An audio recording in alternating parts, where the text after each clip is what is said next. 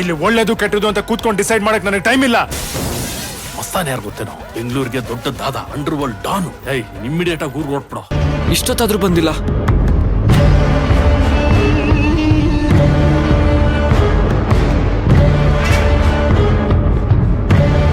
ಯೋ ರಾಜೀವಪ್ಪ, ಇಷ್ಟೊತ್ತು ಎಲ್ರಿ ಹೋಗಿದ್ರಿ? ಯಾವ ಊರಾಯ ಇದು? ಒಂದ್ ಬೀಡಿ ಸಿಗಲ್ಲ, ಟೀ ಸಿಗಲ್ಲ, ನೀರ್ ಸಿಗಲ್ಲ. ಬೀಡಿ ತರಕ್ ಹೋಗಿದ್ದೆ ಕಣ. ಟೈಮ್ ಸಿಕ್ಕಿದ್ರೆ ಬರೀ ಬೀಡಿ ಅಂಟಿಸ್ಕೊಬಿಡ್ತಿಯಲ್ಲ. ನೀನಿಲ್ ಪಿಕ್ನಿಕ್ ಬಂದಿಲ್ಲ, ಡ್ರಾಮಾ ಮಾಡಕ್ ಬಂದಿರೋದು.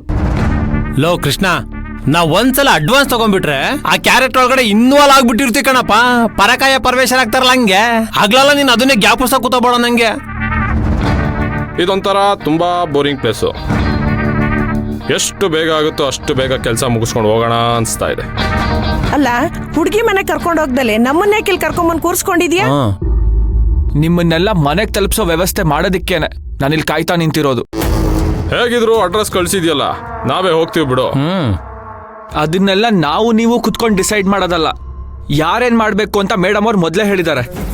ಅಲ್ಲ, ಈ ಮನೇಲಿ ನೀನ್ ಕೆಲಸ ಮಾಡ್ತೀನಿ ಅಂತ ಹೇಳ್ತೀಯ, ನೀನೇ ಕರ್ಕೊಂಡು ಹೋಗ್ಬೋದಲ್ವಾ? ನಾನ್ ಚಿಕ್ಕ ಹುಡುಗ, ನನ್ ಜೊತೆ ನೀವು ಬಂದ್ರೆ ನಿಮ್ಗೆ ಯಾರಿಗೂ ಬೆಲೆನೇ ಇರೋದಿಲ್ಲ. ನೀವ್ ಹೇಳೋ ಮ್ಯಾಟ್ರನ್ನ ಯಾರು ಸೀರಿಯಸ್ ಆಗಿ ಕೇಳೋದೂ ಇಲ್ಲ. ಗೊತ್ತಾಯ್ತು ಬಿಡು.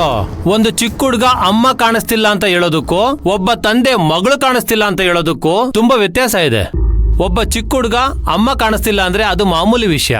ಯಾಕೆಂದ್ರೆ ಅಮ್ಮ ವಾಪಸ್ ಬರ್ತಾಳೆ ಅನ್ನೋ ನಂಬಿಕೆ ಎಲ್ರಿಗೂ ಇರುತ್ತೆ. ಅದೇ ಒಬ್ಬ ತಂದೆ ಮಗಳು ಕಾಣಿಸ್ತಾ ಇಲ್ಲ ಅಂತ ಕಣ್ಣೀರ್ ಹಾಕೊಂಡು ಹೇಳ್ತಾ ಇದ್ರೆ ಅದು ದೊಡ್ಡ ವಿಷಯ ಆಗೋಗುತ್ತೆ. ಯಾಕಂದ್ರೆ ಆ ಮಗಳು ಏನ್ ಬೇಕಾದ್ರೂ ಆಗಿರ್ಬೋದು. ಕಳೆದೋಗಿರೋ ವಿಷಯ ಒಂದೇ, ಆದ್ರೆ ಅದನ್ನ ಯಾರು ಹೇಳ್ತಾರೆ ಅನ್ನೋದು ಇಂಪಾರ್ಟೆಂಟ್. ಹಾ, ಈಗ ಟ್ರ್ಯಾಕ್ ಬಂದ್ರಿ. ಬಂದ್ರು ಬಂದ್ರು ಬಂದ್ರು.